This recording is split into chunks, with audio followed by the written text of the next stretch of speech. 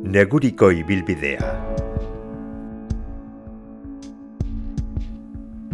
Ibilbide hau Neguriko Karmen elizan hasi eta Ibaizabal ibaiaren bazterrean Bizkaia zubian amaituko da.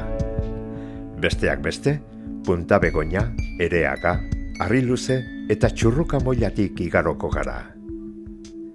Bidean, eraikin eta jauregi doktoreak ikusiko ditugu. Inguru honek garai baten izan zuen garrantziaren eta aberastasunaren lekuko.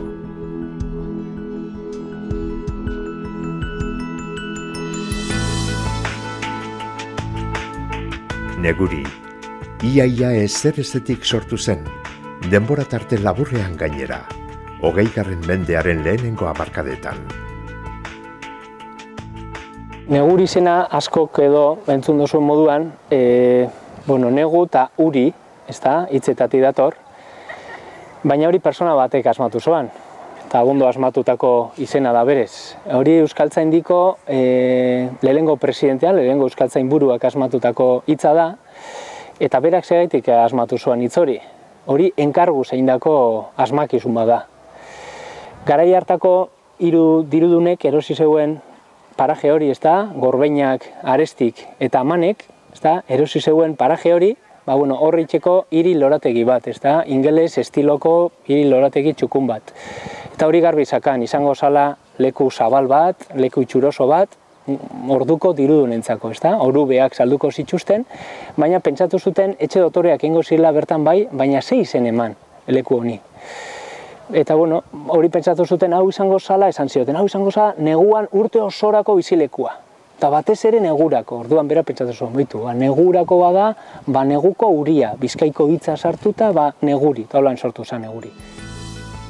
Inguru honetan batu ziren orduko dirudunak, Bizkaiko burgesia, eta hasieran negua pasatzeko tokia zena, urte guztirako bizileku bihurtu zen. Garai berean egindako eraikinak izanik, multzo polita eta uniformea osatzen dute, naizta hainbat arkitektura estilo uztartu. Auzo berria da Getxon, baina nortasun handia hartu du. Eta gaur egun, paraje adierazgarrienetarikoa da. Karmengo Elizaren ondoan hasiko da gure ibilbidea. Eliza hau, Emiliano Amanek proiektatu zuen 1909 urtean, auzoari nortasuna emanez. Eraikin berezia da, eklektikoa, joera arkitektoniko desberdinak batzen dituena. Kanpotik begiratuta, Europako iparraldeko herriren baten gaudela dirudi. Teilatua maldatsua da. Torrea luzea eta estua. Ageri-agerian du itxura nordikoa. Hala eta guztiz ere, hemengo arkitekturaren ezaugarriak ere gordetzen ditu. Karmen kaletik joan da, etxetxura helduko gara. Neo-euskalduna deritzon estiloko etxea da. Baserrien ezaugarriak eta itxura eredutzat hartuta eraikitakoa. Ibilbidean, era honetako etxe gehiago ikusiko ditugu. Honek, euskal izena du, etxetxu, gure bideko etxe eta jauregi gehienen moduan. Izpegi, Igeretxe, Harriluze, Aizkoien, Gaigane, Itxasbegi, Amandrerena. Zergaitik dirudun horrek edo, neguri inguru hori erosi zutenek, zergaitik pentsatu zuten euskerazko toponimoak, euskerazko hitzak sortzea edo jartzea. Pentsatu behar dugu hiru izen aipatu ditugu, Gorbeina, Aresti eta Aman, hiruetako bat bera ere esan abertzalea. Euskaltzaleak izango ziren, zela noalan, baina pentsatu behar dugu bestera batera. Ez ziren euskera esan lotzen abertzaletasunarekin, euskera esan lotzen gaur egun abertzaletasun moduan ulertzen da horrekin. Garai hartan, euskera lortzen zen tradizioarekin, orduan monarkikoak ziren batzu, beste batzu ziren liberalak, baina euskera esan eurentzako ikur bat, ni euskalduna naiz, euskalduna, Euskal Herrikoa, baina igual ez ekiten euskerarik, edo batzuk bai, baina eginez, baina zen ikur bat eurentzako euskeria. Orduan horretik sortu ziren olako toponimo, euskerazko toponimoak. Horretan, izenak ipintzeko orduan, Resurrezion Maria de Azkue Euskaltzaindiko lehendakariaren laguntza izan zuten, euskara hirian ere zabaltzeko. Izpegi etxearen ondotik, neguri erdian dagoen biribilgunera abiatuko gara. Hantxe dago Dario Derregoiosen omenez egindako irudia. Bertatik pasatzen zen garai baten, gaur egun bezalaxe, Bilbo eta Algorta lotzen zituen errepidea. Atzeko landeta kaletik joan da, jauregien aurrealdeak edo atariak ikusiko ditugu. Kalearen amaieran, itsasoarekin bat egingo dugu. Horrek, Punta Begoñako begiratokira heldu garela adierazten digu. Ereagako hondartzaren gainean gaude. Eskumara begiratu ezkero, Algortako portu zaharra dugu aurrean. Ezkerrean aldiz, Punta Begoñako galeriak, harri luze jauregiarekin bat egiten dutenak. Galeriok, Ricardo Bastidak eraiki zituen 1918an. Badakizue zertarako? Arazo txiki bat konpontzeko. Arazo bat zegoen, horko beko partetik pasatzen zen tranbia. Orain ez dago, baina bere momentuan tranbia bat egon zen. Eta dakigunez, hemengo zorua, hemengo amildegiak oso ez egonkorrak dira, eta desprendimientoak ubiziak zegoen askotan.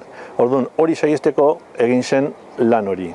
Lan itxela orain ikusten badugu, baina hori egiteko aprobetxatu zen, gero egiteko aisialdiko leku bat, oso burgesa, oso europearra, eta berak enkargotu zion Ricardo Bastidari, 1918an, eta horrela egin zen.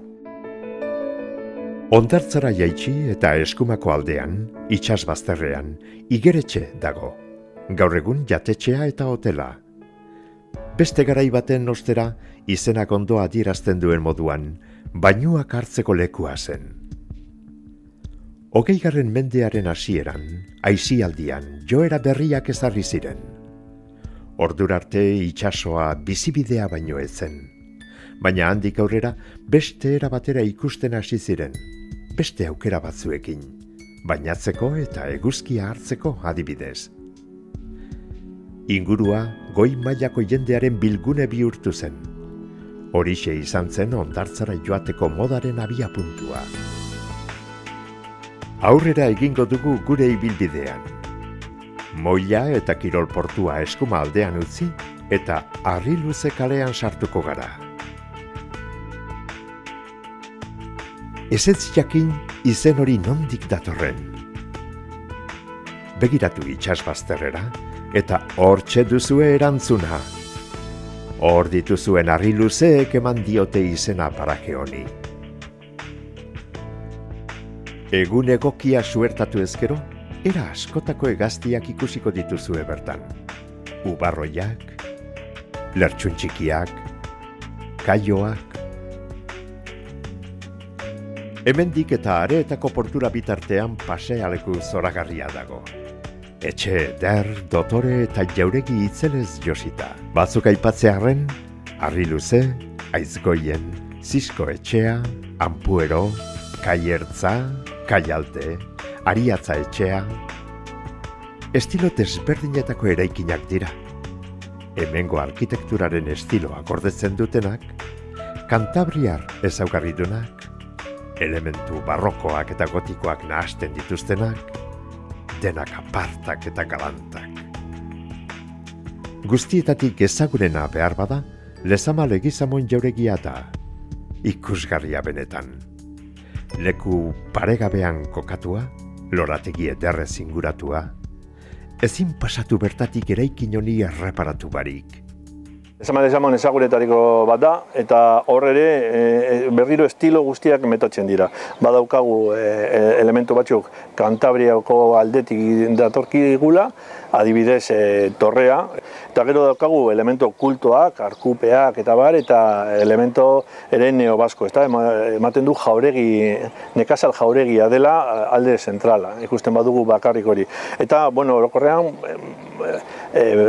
batzen da hor elementu asko, baina oso modu polita eta modu oso erakargarria. Jose Maria Basterra arkitektoak egin zuen 1902an, eta geroago Manuel Maria Smithek berriztatu. Eklektizismoaren adibide arkia da. Gaur egun pasealeku hau jendez beterik egoten da. Oinez, arineketan, bizikletan, patinetan. Kirola eginez batera, bistaz eta inguru zoragarriaz gozatzeko aukera paregabea dagota. Gutxika, Areetako portura helduko gara. Portu honetan, arrantzarako itsasontziak barik, aisialdirako ontziak eta belaontziak dira nagusi. Hau ez da gaur eguneko kontua bakarrik, 1905 urtean, Belako lehen erregekopa bertan egin zen. Areetako hondartzaren gainean, Txurruka moilan, monumentu ikusgarria dago. Elementu desberdinak ditu. Alde batetik, faro dorrea Ebaristo de Txurrukari eskainitako irudiarekin, eta bestetik brontzesko eskultura multzoa. Industria eta navigazioa adierazten duten eskulturak, eta Bilbo eta Neptuno bata bestearen kontra borrokatzen irudikatzen duena. Lan honen bidez, langileen garaipena irudikatu nahi da itsasoaren indarraren aurrean. Gure ibilaldiaren azken geldiunea Bizkaia zubia da. Zubiak ezkerraldea eta Uribe kosta lotzen ditu. Hau da, Portugalete edo Getxoko euskaraz esaten den moduan Portalte eta Getxo lotzen ditu. Bizkaia zubia, metalezko egitura gisa, munduan eraikitako lehen zubi transbordadorea izan zen. 1883an inauguratu zen, eta harrezkero milaka joan etorri egin ditu oinezkoak eta ibilgailuak garraiatzen. 2006an, gizadiaren ondare izendatu zuen UNESCO erakundeak. Hementxe amaitu da gure ibilaldia.